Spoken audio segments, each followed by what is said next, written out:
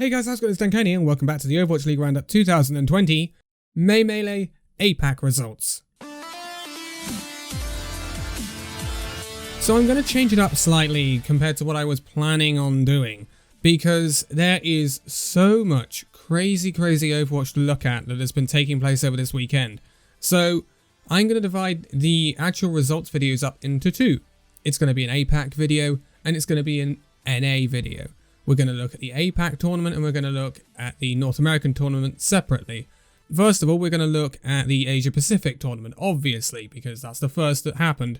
And this was crazy. This was absolutely crazy, because I was going into this week looking at APAC and thinking it could actually be quite one-sided for some teams. But it was much more competitive than we could have imagined. And so, well, let's take a look at these results, because it has been super crazy. So, as you all know if you watched a preview video or have watched over the weekend, there are fewer teams in the APAC region because, well, that's just the way they are situated. We only have 7 teams in APAC, whereas we have 13 in NA, and so the NA video will be chunkier. But in APAC, we had one team that got a bye into the semi-finals, and this was Guangzhou Charge, because Guangzhou Charge got the first seed coming into this tournament off the back of the regular fixtures. And so, in the first round, we saw the other teams in action. This was Seoul Dynasty versus Hangzhou Sparks, Chengdu Hunters taking on New York Excelsior, London Spitfire taking on Shanghai Dragons. And we were expecting a lot of these to be fairly one-sided. Now, if we start off with the Seoul Dynasty versus Hangzhou Spark match, this was a 3-0 win for the Seoul Dynasty. Now, a lot of people are saying, oh, this is an upset, Hangzhou Spark were the better team. Yes, they were the higher seeded team, but I don't think necessarily they are the better team than Seoul in no hero pools, which is what we saw this week during this tournament. Seoul Dynasty are a massive casualty of hero pools. We have seen them suffer massively when certain hero pools have been in effect, and that's when they've had their very worst weeks this season, and that's why they got the bottom seed. And they came into this as bottom seed, even below Chengdu and London, which was a surprise. But they're not a bad team. And if they can play what they want to run, they're going to be very good. And that resonated in this May tournament. They swept the Hangzhou Spark. The first map was not close. Hangzhou Spark did make the second 2 maps closer, but in the end, it was really a very good win for the Seoul Dynasty, and Hangzhou Spark couldn't cope with a Seoul Dynasty that can run whatever they want. They can run the Mei, they can run the Tracer, they don't have to run the Echo, although the Prophet Echo is improving by the looks of it from this tournament, which is good to see and promising for Seoul Dynasty fans going into the future. But yeah, this was a very impressive display from the Seoul Dynasty, and a lot of the more experienced players, especially the players that came in from London Spitfire, have really stepped up during this tournament. But we'll talk about them more later on. Now, moving on to the next knockout match, and this was Chengdu Hunters taking on New York Excelsior.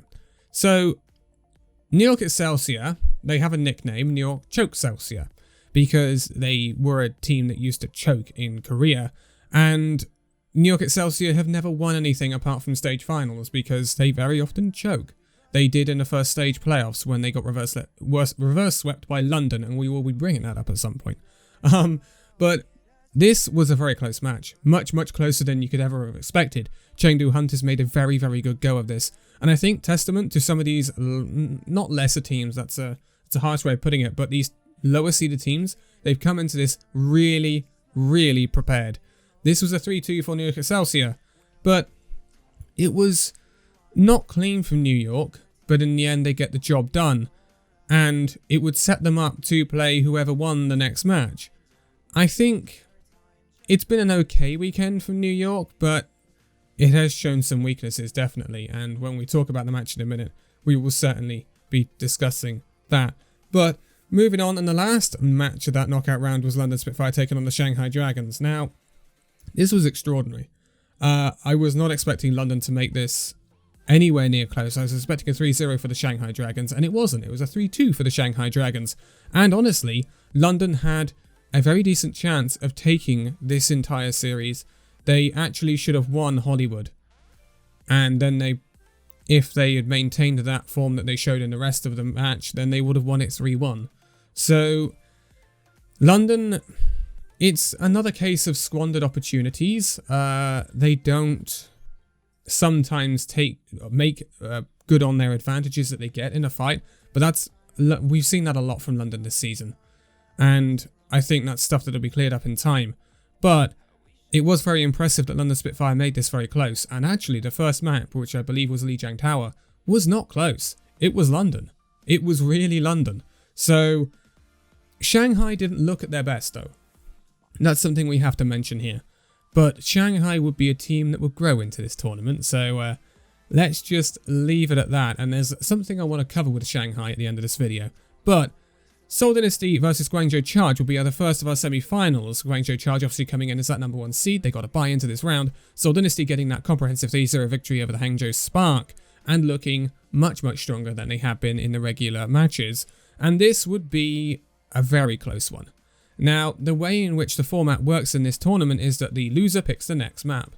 And this was a prime example of a tennis match of a match, because the loser always won the next map because they picked it, right?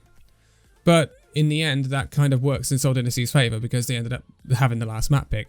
But it wasn't just as simple as that. This was a very, very close match, and it wasn't Guangzhou Charge playing badly. I don't want that to be the thing here. This was definitely not Guangzhou Charge playing badly. This was Seoul Dynasty stepping up. This was absolutely Seoul Dynasty stepping up, and that is the tale of the weekend for Seoul Dynasty. They have finally stepped up. My problem is with them, consistency. They've got to find and do this during hero pools. If they can, they will live up to the name that we gave them at the start of the season, which is one of the best teams in this league. So there is a lot of positives to take for Seoul Dynasty, but a 3-2 victory over the Guangzhou Charge would see Seoul Dynasty through to the final and 2 wins on the board, at least. So very impressive. Guangzhou Charge would still get that 1 win though on their record, and so that's not a massively bad weekend from Guangzhou Charge, and they got beaten in the end of the day very, very, very narrowly. So it's not too upsetting for Guangzhou Charge. They've had a very, very good month despite this, so I wouldn't be too upset if I was a Charge fan. Moving over to the other semi-final though, and this was the complete opposite. New York Excelsior taking on the Shanghai Dragons. This was a sweep by Shanghai Dragons, 3-0, and it wasn't close. It really, really wasn't close. Shanghai Dragons outclassed the New York Excelsior. They really, really did. Shanghai Dragons looked so, so good. Well drilled, good rotations, really good mechanics. And finally, it was the look of the Shanghai Dragons that we thought, this is the best team in the league. During this New York Excelsior match, we were like, yeah, this really is the best team in the league. Like, who is going to beat these guys? They are so, so good. And Fletter this weekend has been phenomenal. Absolutely phenomenal. And he just had more in his back pocket going into the final. So Shanghai Dragons have been very, very impressive this weekend. But that leaves us with the final match in the APAC tournament. It was the final between Seoul Dynasty and Shanghai Dragons. Now, if you didn't see it or didn't know the format, this is where things change up slightly because we're kind of following the contenders rule set in their sort of knockout stage where we go to a best of 4 format in the final. So we see 7 maps. If it's all the maps that could be played, it could actually be more. So it's a bit crazy and they go on for a long time, these matches. But this is possibly the craziest 7-map series we have ever witnessed in Overwatch. Not just the Overwatch League, but in Overwatch in general, because this is just bonkers what happens in this match. So let's take this step by step. Seoul Dynasty Shanghai Dragons starts out on Lijiang Tower. And obviously Seoul Dynasty have the opportunity to play what they want to run, Shanghai can play what they want to run, and so there's kind of a clash of styles here. And we see a crazy amount of different comps in this match as well. We saw everything from dive to double barrier to rush with the Reinhardt and the Zarya and sometimes the Reinhardt Diva as well, I think. So we have seen an incredible amount of variety during this tournament, which is really, really crazy. But Lijiang Tower will go 2-1 in favour of the Seoul Dynasty, setting up a crazy, crazy series. And it was so weird the way in which the series, because Seoul Dynasty start out extremely strong, because then we go to Blizzard World, and Seoul Dynasty get a 3-2 win there, And I think they set an absolutely bonkers time on Blizzard World. So Seoul Dynasty are looking incredibly dominant at this point. They go to Hanamura, and then Seoul Dynasty get a 2-1 win as well. This means that Seoul Dynasty are 3-0 up, and they're on match point. And that is massive. In a 7-map first to 4 series, if you go 3-0, there is, like, it's so ridiculously difficult for a team to come back from that. But you never know. So we go to Gibraltar. Shanghai Dragons win it 1-0 in dominant fashion. We go to Busan. Again, dominant fashion. Shanghai Dragons win it 2-0. All of a sudden it's 3-2 and people are thinking, oh my goodness me, what's going on here? We go to King's Row. Things get a little bit closer. But the 3-2 victory for the Shanghai Dragons means that we have a tied up series. Shanghai Dragons have brought it back from 3-0 down to 3-3. That is crazy. And everything came down to Junkertown. By the way, on King's Row, you have to see Fleta. Fleta coming out on defense of the King's Row spawn, last point, on Widow, and gets a 4K. It is massive. It is crazy. Some of the pop-offs in this match were just bonkers. Fleta was crazy good this weekend. And it just reminds me of the Fleta we saw in the inaugural season at times, where he was just so darn difficult to handle. Ironically on the Seoul Dynasty, obviously. But we go to Junkertown, right? This is actually much closer. So it's a 3-3. Both teams finished the map. But Shanghai Dragons get a 5-3 victory on Junkertown, meaning that Shanghai Dragons get a 4-3 victory over the Seoul Dynasty and win the APAC May Melee tournament for the Overwatch League. And it is a reverse sweep. Now, I can't emphasize enough how difficult it is for a team to reverse sweep a 7-map first to 4 set. From 3-0 down to a 4-3 win. That is almost unprecedented.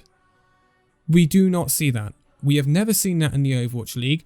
The closest thing to that was when the London Spitfire reverse swept the New York Excelsior in the Stage 1 finals of the inaugural season, but that was a 5-map first to 3 set, so it was 2-0 down to 3-2. So it's still not as big as this. This is massive.